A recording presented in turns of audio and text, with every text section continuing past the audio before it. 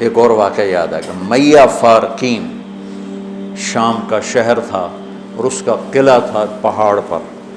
1 سال صحابہ اس کا محاصرہ کر کے پڑے رہے، خالد بن ولید جیسے فتح نہیں ہو سکے. تو خالد بن ولید رضی اللہ تعالیٰ نے اعلان فرمایا کہ سارا لشکر روزے رکھو کہ اللہ اس کو ہمیں فتح کروا دے. پہلے دن روزہ رکھا گیا.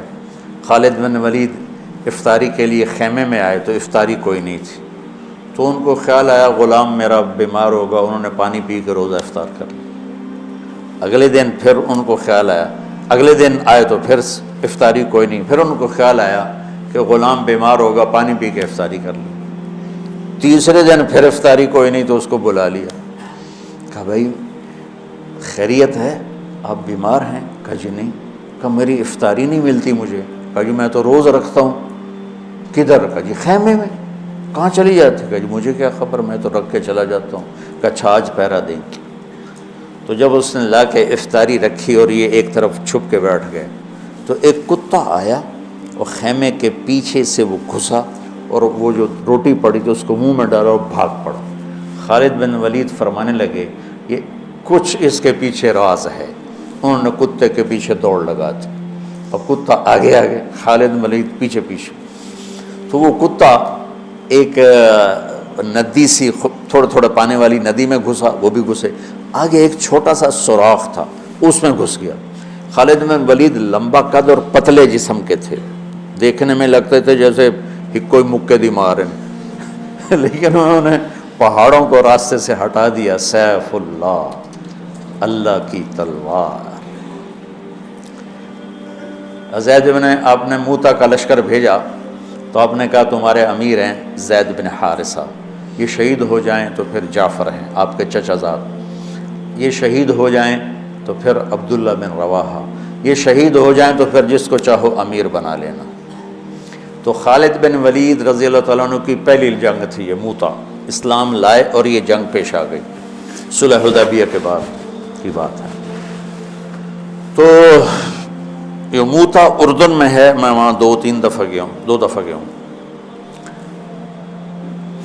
زید بن حارثہ شہید ہو گئے تو جعفر تیار کیوں کہتے ہیں ان کو؟ کہ ان کو جھنڈا پکڑا تو انہوں نے ہاتھ کاٹ دیا، تو انہوں نے دوسرے ہاتھ میں لے لیا، انہیں وہ ہاتھ کاٹ دیا، تو کٹے ہاتھوں سے جھنڈے کو یوں چمٹا لیا، انہیں پیچھے سے کاٹ دیا تو جھنڈا گر گیا. تو اللہ کے نبی مسجد نبوی میں بیٹھے ہوئے تھے اور فرما رہے تھے زید آگے بڑھ رہا ہے اور قتال کر رہا ہے اور وہ قتل ہوا اور وہ گیا جنت میں. پھر آپ نے فرمایا اب جھنڈا جعفر نے اٹھایا ہے اور وہ آگے بڑھا ہے، اس کے دونوں ہاتھ کٹے اور وہ گرا اور وہ گیا جنت میں. اور اس کے دونوں ہاتھوں کے بدلے میں اللہ نے جعفر کو 2 پر دے دیے ہیں جس سے وہ جنت میں اڑتا پھرتا ہے. اس لیے ان کو کہتے ہیں جعفر تیار. یہ اللہ کے نبی کی خوشخبری تھی کہ جعفر کو اللہ نے 2 پر دیے ہیں جس سے وہ جنت میں اڑتا پھرتا ہے.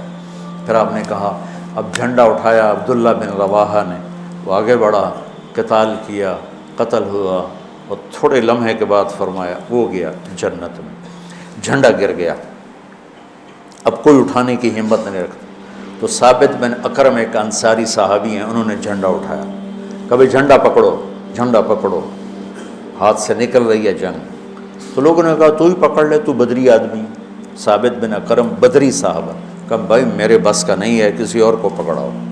تو افرا تفری میں کس کے منہ سے نکلا خالد کو پکڑاؤ، وہ نہیں پتہ چلا، شور شرابہ تھا. تو کسی نے کہا خالد کو پکڑاؤ، یہ کہنا تھا کہ سب نے کہا خالد کو دو، خالد کو دو. اب اللہ کے نبی خاموشی سے اوپر دیکھ رہے ہیں، ایسے سامنے سناٹا اور ادھر یہ ہو رہا ہے. تو آخر سب نے کہا خالد تو جھنڈا اٹھا. وہ کہنے لگے میں تو نیا مسلمان ہوں اور میری پہلی جنگ ہے، بابا کسی پرانے آدمی کو دو. تو سب کہیں تو ہی لے، تو ہی لے، تو ہی لے. تو خالد نے ایک ہاتھ میں جھنڈا پکڑ کے دوسرے ہاتھ سے جب یوں تلوار لہرائی نا تو میرے نبی نے فرمایا اب اللہ نے اپنی تلواروں میں سے ایک تلوار کو نکال لیا ہے. سیف اللہ، سیف اللہ. اس دن آپ کے ہاتھ سے 9 تلواریں ٹوٹیں لڑتے لڑتے. پھر اللہ نے ان کے ہاتھوں فتح نصیب فرمائی۔ 3000 کے لشکر نے 1 لاکھ پہ غلبہ پایا۔ پانی پڑھو۔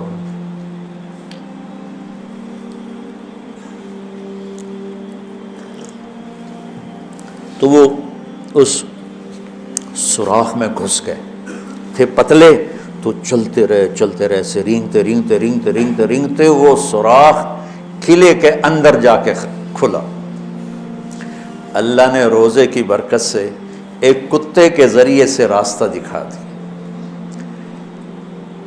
تو حضرت خالد بن ولید نے کہا بھائی 100 آدمی تیار ہو جاؤ، پتلے پتلے، آج رات فتح ہے انشاءاللہ۔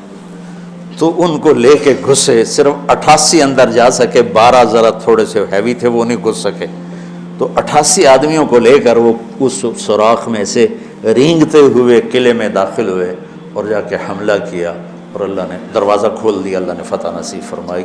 تو روزہ اور نماز دنیا اور آخرت کے کام بنانے کا وسیلہ اور ذریعہ ہے، اگر ہم اس کو یقین کے ساتھ کریں۔ جب مشکل پیش آئے اپنا ظاہری سبب بھی اختیار کرو اور نماز بھی پڑھو۔